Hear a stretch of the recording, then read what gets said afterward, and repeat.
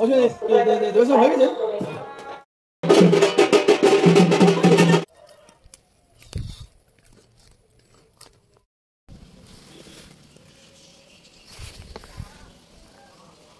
나가지.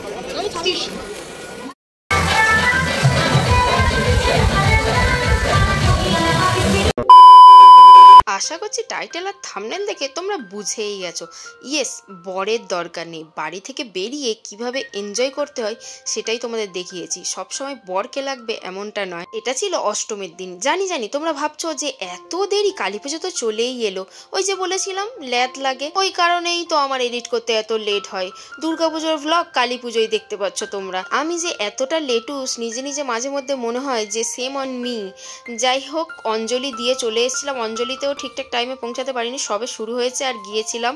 অঞ্জলি দিয়ে এসে বাড়িতে বসেছি। এত গরম, অষ্টমীর দিন এত অতিরিক্ত গরম ছিল না, বলে বোঝানো যাবে না। তোমরা ব্লগেই দেখে থাকবে যে প্রতি বছর আমি অষ্টমীর অঞ্জলি দিয়ে ওই ড্রেস পরেই বাপের বাড়ি চলে যাই, কিন্তু এবছর তা উল্টো। ময়ূককে বলেছিলাম যে একটু স্টেশনে ছেড়ে দিয়ে আসতে, ও বললো যে ঠিক আছে, যেহেতু আমার কাছে অনেক ভারী ব্যাগ থাকবে। ঠিক আছে বলেছিল। তারপরে দুজনের মনোমালিন্য এমনই হয়েছে, দেন ও বললো তুমি একাই চলে যাও। আমার তো মনটা খারাপ হয়ে গেছিল। লিটারেলি আমি চুপচাপ শুয়েই ছিলাম। তখন মানি ফোন করে বললো যে সন্ধি পুজোর জন্য একটু প্রদীপ তো জেলে আসতে পারো, ওই যে 108টা প্রদীপ জ্বালতে হয় না, সেটাই। ওই সময় নাকি মা দুর্গা ক্ষণিকের জন্য আসেন, আর যা মনস্কামনা করা হয় তাই নাকি পূর্ণ হয়। ওই কারণে ওটা শোনার পর আমি তো ছুটে চলে এসেছিলাম মণ্ডপে। এসে দেখি আমরা মাত্র 2-3 জনই ছিলাম। আমি পদ্মফুল ফোটানোর কাজে হেল্প করছিলাম। সন্ধি পুজোর সময় নাকি ব্রাহ্মণ যখন পুজো করেন তখন তার পিছনে থাকতে নেই, যেহেতু মা দুর্গা আসেন ওই কারণে। তারপরে আস্তে সবাই চলে এসেছিল, মেজমা, আন্টি, আরো পাড়ার সব কাকিমা, জেঠিমারা। তারপর যেটার জন্য আমি মণ্ডপে ছুটে চলে এসেছিলাম, হ্যাঁ, প্রদীপ জ্বালার পালা। সবাই বসে আছে দেখো প্রদীপ জ্বালবে বলে। এই সময় মনস্কামনা সত্যিই পূরণ হয়। ওই সময় মা দুর্গা আসেন। এই যে প্রদীপ যেহেতু সবাই জ্বালবে, তাই একার পক্ষে অনেক জ্বালাটাও সম্ভব না, আর সবাইকে সুযোগও দিতে হবে। সেই কারণে একটা দুটোই জ্বালবো আমি, বেশি জ্বালবো না, যাতে সবাই জ্বালতে পারে। প্রদীপ জেলে ছুটে বাড়ি চলে যাব, কারণ নিজের বাড়ি যাব তো তাই। প্রচণ্ড গরম। এই যে ব্যাগ নিয়ে নিয়েছি, এই একটা ব্যাগ আছে, নিয়ে এবার যাব বাপের বাড়ি। দুর্গা যেমন বাপের বাড়ি আসে, তো মেয়েদেরও পুজোর সময় বাপের বাড়ি যাওয়াটা দরকার। একটু হলেও যাওয়া দরকার। আমি থাকি সেটা আলাদা ব্যাপার, বাট একটু হলেও যাওয়াটা দরকার। চলো এবার যাওয়া যাক। এখন কটা বাজে? প্রায় 2:30-3টে মতো বেজে গেছে। ব্যাগ নিই, লাইটটা অফ করি। সবাইকে বাই বলে ওই ভর দুপুরে বেরিয়ে পড়েছিলাম 2-3টে ব্যাগ নিয়ে। একা প্রচণ্ড ভারী ছিল, আর ওই দিন এত গরম ছিল বলে বোঝানো যাবে না।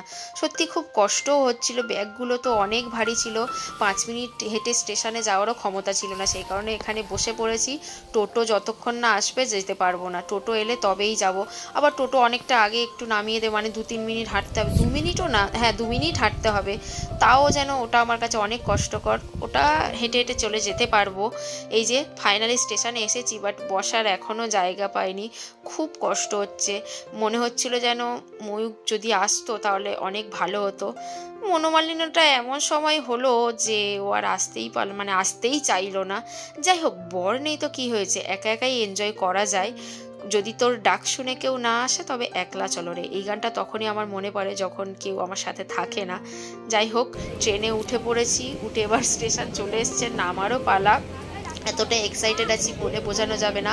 আমার বাড়ি যাওয়ার জন্য আমি অলওয়েজ এক্সাইটেডই থাকি। শুধু আমি কেন, প্রত্যেকটা মেয়ে নিজের বাড়ি যাওয়ার জন্য অনেক এক্সাইটেড থাকে।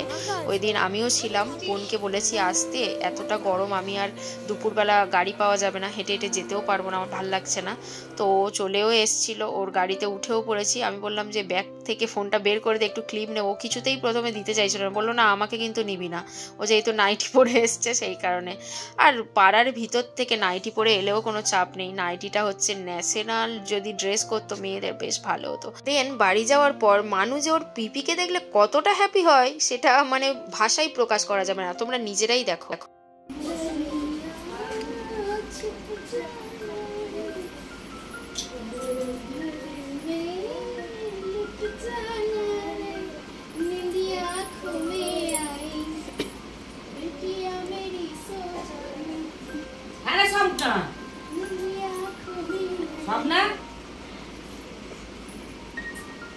না, পার্লারের লোকের যে ডাকছে। দেন ওই ভাজা পোড়ার রোদ থেকে যাওয়ার পর আর কোনো ক্লিপ নেওয়া হয়নি, প্রচন্ড টায়ার্ড ছিলাম, একটু রেস্ট করে রাতের জন্য রেডি হয়ে গিয়েছি। ওই যে ওই দেখো মা সামনে চলে এলো, মা একেবারে ক্লিপ নিতে দেবে না, অতটা বুঝতে পারেনি মা, সেই কারণেই চলে এসছে। যাই হোক আমরা ফাইনালি বেরিয়েছি, তখন কটা বাজে জানো, 11:30 12টা বেজে গেছিল আমাদের রেডি হতে গিয়ে। এই দেখো বোন দিদি এসে বলবে আমার একটু এই করে দে, আমার একটু ওই করে দে, ওদের করতে গিয়ে আমার আরো লেট হয়ে যায়, একে আমি লেটুস, আর বাপি তো ওটা বোঝে না, বাপি আমাকেই বকাবকি করবে, তোর এত লেট হয়, তোর সবসময় এত লেট হয়। যাই হোক ভাগ্যটা ওই দিন এতটাই খারাপ ছিল, তোমরা হয়তো ভিডিওর ক্লিপে দেখবে যে বিদ্যুৎও চমকাচ্ছিল, এত বৃষ্টি শুরু হয়ে গেছে, এখন একটু অল্প অল্প পড়ছে, ওই কারণে একটা জায়গায় আমরা এসে দাঁড়িয়েছি, ডায়মন্ড আবার ওই রবীন্দ্রনগরের ওখানে এসেই বসেছি, ওখানেও কিছু একটা ফাংশন না কি হওয়ার কথা ছিল বাট হয়নি, এতটা বৃষ্টি হচ্ছে, মনটা প্রচণ্ড খারাপ, এত কষ্ট করে সেজেও কিছুই হলো না। যাই হোক তোমাদের আরও একটা কথা বলি, তোমরা দেখলে তো যে বর না থাকলেও ফ্যামিলির সাথে এনজয় করা যায়, ও আমাকে অনেকবারই ঘুরতে নিয়ে যায়, তাতে কি হয়েছে, ফ্যামিলির সাথে এনজয় করেছি, মানে প্রত্যেকবারে কোনো না কোনো প্রবলেম হয়ে গেছে, ওই কারণে ও আমায় নিয়ে যেতে পারেনি। তাই দাবে ওই দিন এতটা বৃষ্টি হচ্ছিল যে স্টেজের নিচে তো জল জমে গেছিলোই, চেয়ার নিয়ে বসেছিলাম, পায়ে জুতো টুতো ভিজে যাচ্ছিল বলে আমরা স্টেজের ওপরেই উঠে পড়েছি, যেহেতু কোনো ফাংশন বা কিছু হচ্ছিলই না, আর আমরা ফুল ফ্যামিলি ছিলাম, দেখেছো এই স্টেজের ওপরে চেয়ার নিয়ে সবাই আমার ফ্যামিলি ছিল, স্টেজের নিচেও চেয়ার নিয়ে যারা বসে আছে সেগুলোও আমার ফ্যামিলি, মানে আমরা এতজন ছিলাম। ওই বৃষ্টির পর আর মনে হয় যে বাপি নিয়ে বেরোবে, বৃষ্টি থামতেই তাড়াহুড়ো করে বাড়ি চলে এসেছিল, আর কোনো ক্লিপই নেওয়া হয়নি, প্রচন্ড মন খারাপ ছিল। চলো আজকের ব্লগটা এই পর্যন্ত, দেখা হচ্ছে নেক্সট ব্লগে, ততক্ষণের জন্য ভালো থেকো, সুস্থ থেকো, বাই, লাভ ইউ।